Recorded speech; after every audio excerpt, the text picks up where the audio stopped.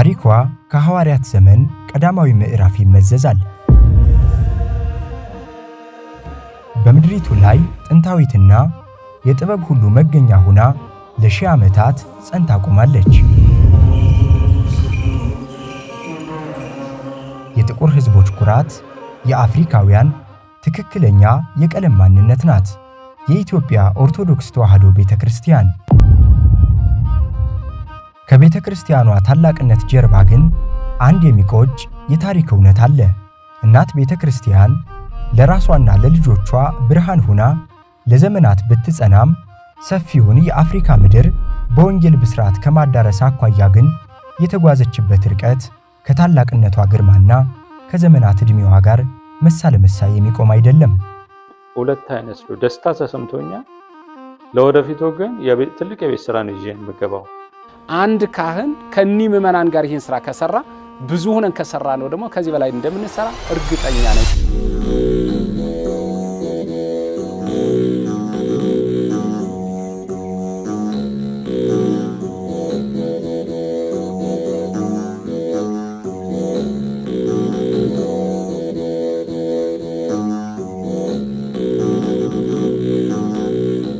በሐዋርያት ዘመን የነበረውን ጉዞ አሁን እስከደረስንበት ሳይሆን ወደ ኋላ ነው የሄድነው።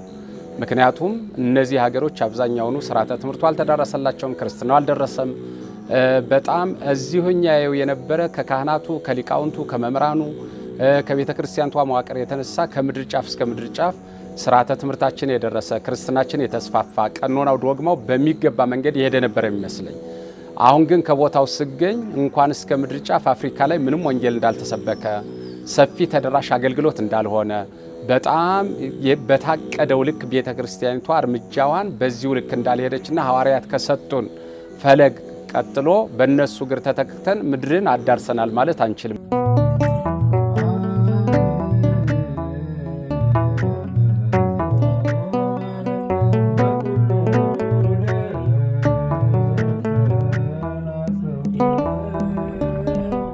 የኢትዮጵያ ቤተክርስቲያን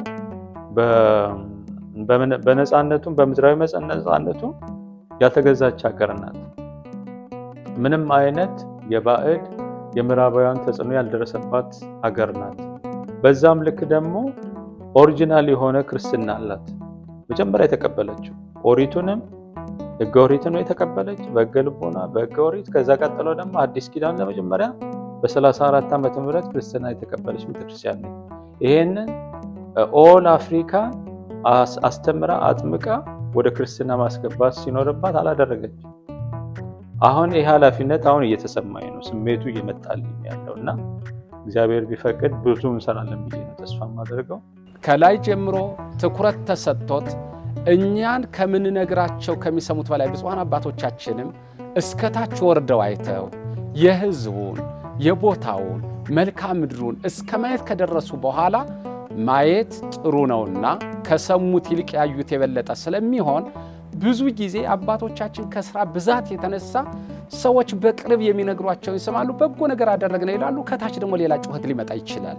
እንዲህ አይነት ነገሮች እኔ ሰው ተኮር ስራ ለመስራት ቤተክርስቲያን በጥናት በተለይ አፍሪካ ላይ ራሱን የቻለ ውይይት፣ ራሱን የቻለ መዋቅር፣ ራሱን የቻለ ነገር ኖሮት ለሀገረ ስብከቱ ብቻ የሚሰጥ ነው ብዬ አላምንም። ምክንያቱም ራሱን የቻለ አንድ ዘርፍ ተቋቁሞለት ስራውን በበለጠ ቢሄድ እንዴት ውጤታማ በሆነ ነበረ የሚል መልእክት አለኝ። አሁንም በዚህ ያሉ ምዕመናን ነገይን ስለሚሰሙ ነገይን ስለሚያዩ የሚጠብቁት ቤተክርስቲያንን ከሰሩ በኋላ ካልነጹ በኋላ የሚጠብቁት ምን አይነት ሰው ይመደብልን ይሆን እንዴት ይሆን የሚለው ጥያቄ ውስጥ መግባት የለባቸው። ለምን ከተባለ እኛ በዓላማ ከሰራነ በእነሱ ውስጥ ጥያቄ አይፈጠርም። በዓላማ እንስራ፣ አቅደን እንስራ። እቅድ የለንም ማለት አይደለም፣ ዓላማ የለንም ማለት አይደለም። እንጨነቅለት ለዚህ ለምንሰራው ስራ። በተለይ አፍሪካውያን ላይ ምንሰራው ስራ ላይ በመጨነቅ በማቀድ ብቻ አይደለም፣ እንጨነቅና እስቲ እንዴት እናድን፣ እንዴት እንድረስላቸው፣ የድረሱልን ጥሪ ላይ ናቸው። በመሰረቱ ባንደርስ ስራውን ባንሰራው የምዕመናን ደም ክርስቶስ ከኛ ይፈልጋል። ብንደርስ ብናድናቸው ግን ከደሙ ንጹህ ነን፣ ንጹህ አማኞች ናቸው። በደንብ ቤተክርስቲያኒቷ የበለጠ ስራ የምትሰራበት እድል አለ። ብዙዎቹ የማይጠቅመውን የአምልኮት ቤት ዘግተው ወደዚች ቤት ለመምጣት ዝግጁዎች ናቸው።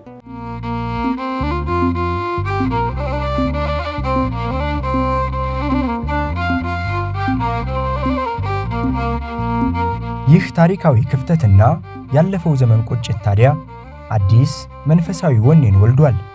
ጥንታዊቷ እናት ቤተ ክርስቲያን አገልጋዮቿን በምዕራብ አፍሪካ ዳርቻዎች አሰማርታ ሐዋርያዊና የታሪክ ድርሻዋን ልትወጣ አሻራዋንም በጽኑ መሠረት ላይ ልታሳርፍ ተነስታለች።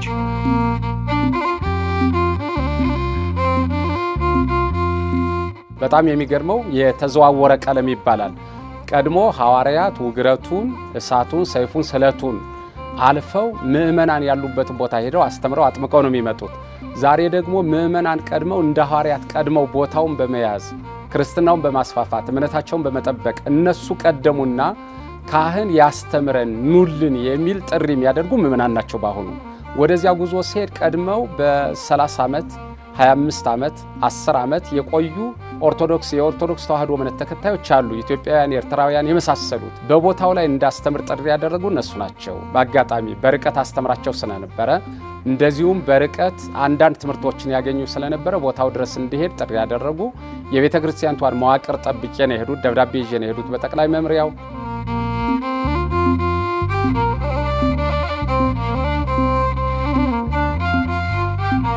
በዚህ ሀገር በአይቮሪ ኮስት አቢጃን ለ7 ዓመት የኖርኩ ልጅ ነኝና በዚህ ሀገር ባሳለፍኩበት ጊዜ የኢትዮጵያ ቤተክርስቲያን አልነበረም። እኔ የሚሄደው የኮፕቲክ ኦርቶዶክስ ቤተክርስቲያን እና እግዚአብሔር ይመስገን የቤተክርስቲያን ስላለ፣ ግን የራሳችን የኢትዮጵያ ቤተክርስቲያን ቢኖር በጣም ደስ ይለናል።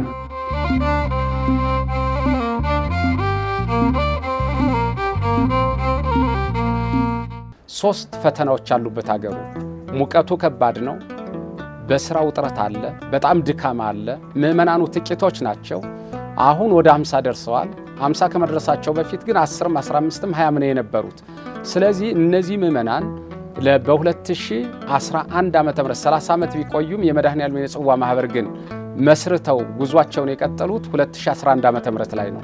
እኔ ወደዚያ ጉዞ ያደረጉት 2016 ዓ.ም ላይ ነው እና በጣም የሚገርመው ስደርስ የምእመናኑ ቁጭት፣ የምእመናኑ ናፍቆት ካህን አይተው ምንም በየሀገራቸው ሂደው በያሉበት አካባቢ ምንም ቅዳሴውን፣ ማህሌቱን፣ ሰዓታቱን ካህናትን ቢያገኙም በቦታው ላይ ግን ካህን አዲስ ነው።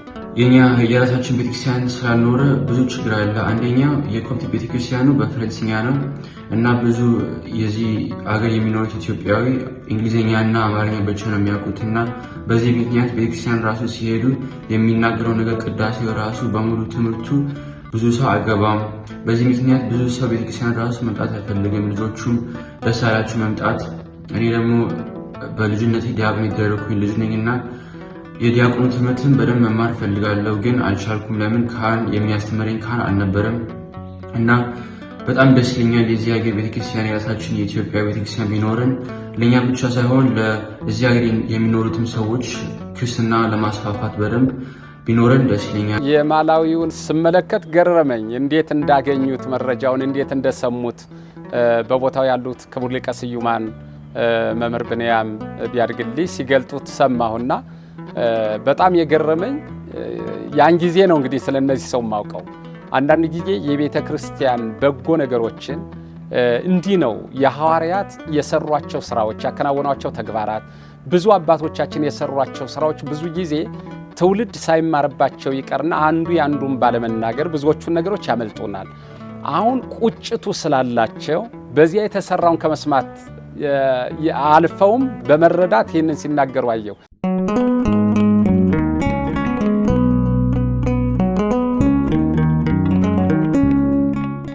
የምዕራብ አፍሪካ የኢኮኖሚና የባህል ማዕከል ናት። የኮት ዲቯር መዲናዋ አቢጃን። በዚች ከተማ በ2018 ዓ.ም መባቻ በወርሃ መስከረም የኢትዮጵያ ቤተክርስቲያን ድንበር ተሻጋሪውን ሐዋርያዊ አገልግሎቷን ጀመረች። አገልግሎቱም ለቤተክርስቲያን መስሪያ የሚሆን መሬትን በይፋ በመረከብ የታተመ ታላቅ ጅማሮ ሆኗል።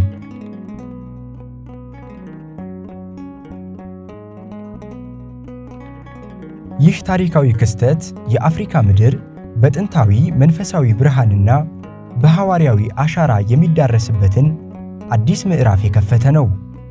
መምህር ሳይላክላቸው ተምረው የተገኙ ምዕመናን በመሆናቸው ጉዞውን ቀጠልነ። የቤተ ክርስቲያኒቷን ጥያቄ ጀመር ነው። ስንጀምረው ምንድን ያደረግነው? መጀመሪያ ቤተ ክርስቲያን እንስራ የሚለውን ሐሳብ አነሳው።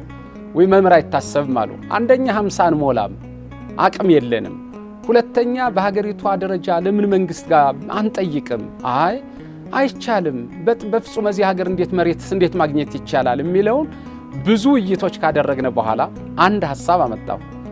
መጀመር የኛ ስራ ነው፣ ድርሻ ነው። መጨረስ ግን የእግዚአብሔር ድርሻ ነው።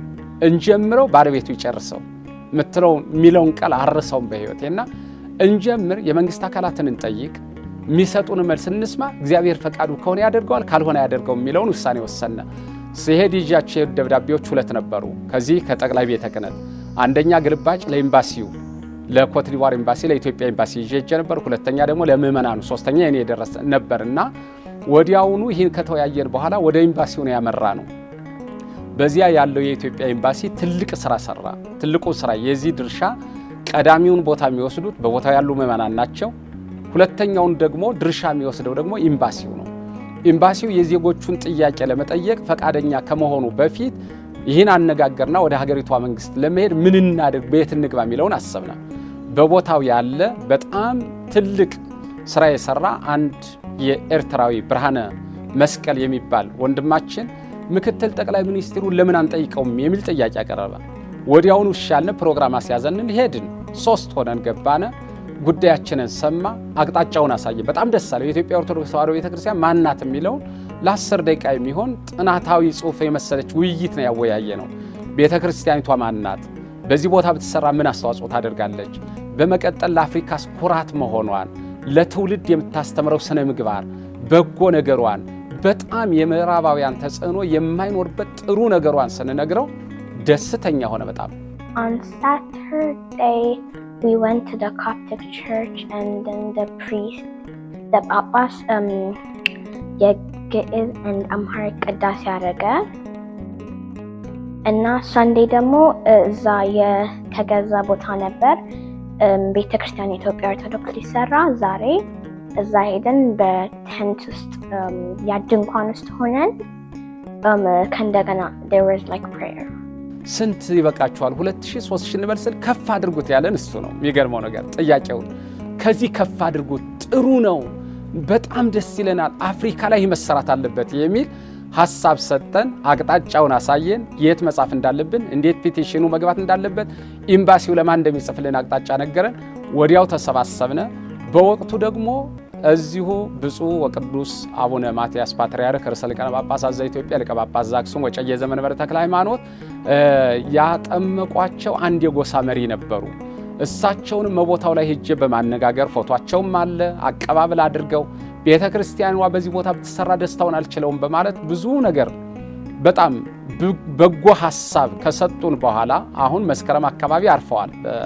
ነፍሳቸውን በገነት ያሳርፍልና ስለ ኢትዮጵያ ቤተ ክርስቲያን ተናግረው አይጠግቡም። I'm happy and excited at the same time because like I want to go to Ethiopian Orthodox church, not like go always to a Coptic church. የመድኃኔዓለም ፈቃዱ ሆኖ በ2018 ዓመተ ምህረት መስከረም ላይ ያው የ5600 ቦታ ካሬውን አመጣው ለኤምባሲው ተሰጠ። ኤምባሲው ለመንበረ ፓትርያርክ ጠቅላይ ጽሕፈት ቤት ደብዳቤውን ላከ። እኔም ተቀበሉ። ከተቀበሉ በኋላ ደብዳቤዎቹ እነዚህ ማከናወን ጀመርን። ርክክቡ እንዲፈጸም ለብፁዕ አቡነ ሄኖክ ግልባጭ ተጻፈ። ሄድን። የመድኃኔዓለም ሥራ እንግዲህ እንዲህ አይነት ታላቅ ነገርን አደረገልን። መድኃኔዓለም ቤተክርስቲያን በብፁዕ አቡነ ሄኖክ የደቡብና ምዕራብ አፍሪካ ሀገረ ስብከት ሊቀ ጳጳስ ጸሎትና ቡራኬ መጋቢት 20 ቀን 2018 ዓመተ ምህረት የመሰረት ድንጋይ ተቀመጠ። እንግዲህ ይሄ ሁሉ ነገር የሆነው እግዚአብሔር ስለፈቀደ ነው። እኔም ስላልኩ አይደለም፣ ማንናችንም ስላልን አይደለም። በቃ ይሆናል ያለው ሰዓት አሁን ነውና እግዚአብሔር ከሁሉም በላይ ምስጋናውን ክብሩን ይሰጥ። ቤተክርስቲያኒቱን ዛሬ መሰረት አስቀምጠናል። ህዝቡን በጣም ደስ ብሏቸዋል። ከዚህ በኋላ ግን ከኛ የሚጠበቀው ብዙ ኃላፊነት አለ። ምዕመኑም እንደ ሀገረ ስብከትም እንደኛም ብዙ ከኛ የሚጠበቀው ከኛ የሚፈለግ ነገር አለ። አሁን ክርስቲያኑን ብቻ ኢትዮጵያውያን ብቻ ሳይሆን አፍሪካውያንንም እዚህ ሀገር ያሉትንም ወደ ክርስትና እንዲገቡ በዚህ መንፈሳዊ ሕይወት እግዚአብሔር እንዲያመልኩ ለእግዚአብሔር መንግስት እንዲበቁ የማድረግ ስራ ትልቅ ኃላፊነት አለብንና እኔ አሁን ሁለት አይነት ደስታ ተሰምቶኛል። ለወደፊቱ ግን ትልቅ የቤት ስራ ነው ይዤ የምገባው።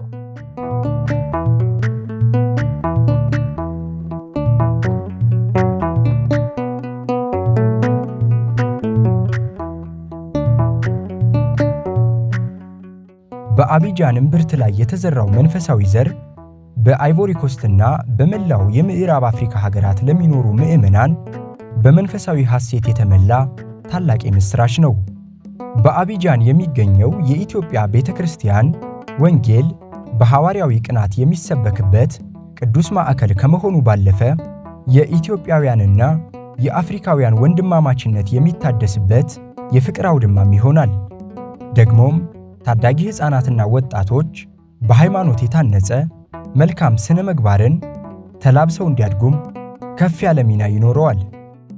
I think churches build family values, discipline, and a moral framework. And generally speaking, that's why Africans allowed the Europeans to do it. That's why they allow everyone to do it. I think for a young African child, 5 years old, 10 years old, 15 years old, to grow up knowing that, hey, there were these old civilizations in Africa that had religion, that's what West Africa, that's what all of Africa needs. So ደስ ብሎኛል because በግዕዝ ቅዳሴ ይኖራል and የራሳችን ቤተክርስቲያን ይኖረናል እና ደስ ይላል የራሳችን ሲሆን። ትውልድ እንስራ፣ ትውልድ እናንጽ። ምክንያቱም በቦታው ላይ ተገኝተን ስርዓተ ቅዳሴውን በድንኳን ስናከናውን የመሰረት ድንጋዩ ሲጣል በነበረበት ሰዓት በጣም በወቅቱ ይጠብቁ የነበሩ ወይም ደግሞ ጥበቃ ያደርጉ የነበሩ ወታደሮች ሳይቀሩ እናመሰግናለን በየስናገርና ባስተርጓኝ በፈረንሳይኛ ቋንቋ ይቺ ዛሬ የሰማችኋት ቅዳሴ ያያችኋት የኢትዮጵያ ኦርቶዶክስ ተዋሕዶ ቤተክርስቲያን ቅዳሴዋ፣ ማህሌቷ፣ ምስጋናዋ ለአፍሪካ፣ ለዓለም፣ ለሰው ልጆች እንዲህ ነው ስንል መቼ ነው ቤተክርስቲያኑ የሚሰራና እኛም ወደዚህ እምነት ምንገባ ነው ያሉት ዜጎቹ እዚያ ያሉት። ቀጣይ በቦታው ላይ ሊቀድም የሚገባው መካነ አእምሮ መቃኞ ቤተክርስቲያን በቂ ነው። ከዚያ በመቀጠል መካነ አእምሮ ትውልድ የሚያንጽ ትውልድ የሚሰራ ሙሉ ዜጋው በእርግጠኝነት ወደዚህ ክርስትና እምነት ይመጣል በምንም መንገድ። ምክንያቱም የጠራ የጥሩ የሆነ ንጹህ ምንጭ የሆነ እምነት ነው ያለን፣ ዶግማ ነው ያለን፣ ቀኖና ነው ያለን፣ ስርዓት ነው ያለን። ድክመቶች በሰዎች ላይ ሊኖር ይችላል። ቀኖናችን ግን ድክመት የለበትም፣ ስርዓታችን ድክመት የለበትም። መንፈሳዊ አገልግሎታችን የጠራ ነው፣ ዓለም የሚደመምበት ነው። አሃት አብያተ ክርስቲያናት ቅዳሴያችን አይተው በወቅቱ ያን ቅዳሴ ሳከናውን ምን አይነት ቅዳሴ ነው በተመስጦ በአየር ላይ የተወሰነ ጊዜ ያቆየናል እኮ ነው የሚሉ ሲሰሙት ገና። ስለዚህ መካነ አእምሮ ይቅደም፣ የትምህርት ቦታዎች ማዕከላት ይቅደሙ። ከዚያ ትውልድ ተኮር ስራዎች ናቸው። ፕሮጀክቶች ከ10 ከ12 ከ13 በላይ ፕሮጀክቶች ነው የቀረጽ ነው። ኦርቶዶክስ መሆን ብቻ ያጸድቃል ማለት አይደለም። የሚያዘውን ትእዛዙን ማክበር ነው። አጽዋማቱን መጾም፣ ጸሎትን። ከዛ በኋላስ ይሄን ነገር የምናደርግበት ቦታ ያስፈልገን ነበር። በአሁኑ በዚህ ባገኘነው ቦታ ምንድነው ፕላናችን? ያው ቤተክርስቲያኑ ከመገንባቱ በፊት እንደተናገርኩት ነገሮቹን እንትን ማድረግ አለብን። የራሱን የሚያስተዳድርበትን መንገድም እንሰራለን። ፕላስ የሚመጡት ትውልዶች የልጆቻችን ማለት ነው በምን አይነት የክርስትና እምነት ታንጸው ማደግ እንዳለባቸው ይሄ ነገር ጥሩ ምቹና ምክንያቱም ሌላ ቦታ ቢሄዱ ሌላ ነገር ነው የሚማሩት። Usually they do it in French or Arabic and I don't understand it and I just don't get interested. I just get bored because I don't understand not a lot of what they're saying. And it would be nicer if I could understand what they were saying so I could learn more.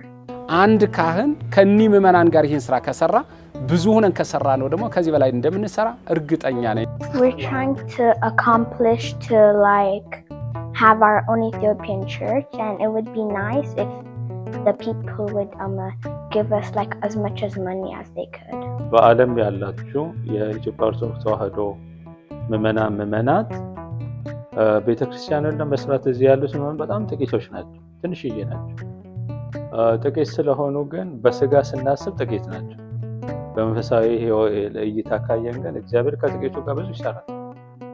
ነገር ግን ከነሱ ጎን ሆናችሁ እዚህ ካሉት ክርስቲያኖች ጎን እንድትሰለፉ ይሄ ሊሰራ የታሰበ ቤተክርስቲያን ብቻ ሳይሆን ብዙ ተቋማት ከጎኑ ስለሚሰሩ ለዚህ ሁሉ 50 ሎሚ ለ50 ሰው ጌጡ ለአንድ ሰው ሸክሙ እንደተባለ ለዚህ ላሉት ምዕመናኑ በጣም ሊከብዳቸው ስለሚችል የእናንተ ድጋፍ የእናንተ ትብብር በጣም አስፈላጊ ስለሆነ በዓለም ያላችሁ የኢትዮጵያ ኦርቶዶክስ ተዋሕዶ ልጆቻችን ከነዚህ እዚህ ካሉት ክርስቲያኖች ጎን ተሰልፋችሁ አስፈላጊውን የራሳችሁን ድርሻ እንድትወጡ እንድታግዟቸው ሳፖርት እንድታረጓቸው በቅዱስ ቤተክርስቲያን ስም አደራ ላለው እግዚአብሔር ይባርካችሁ። እግዚአብሔር ይቀድሳችሁ።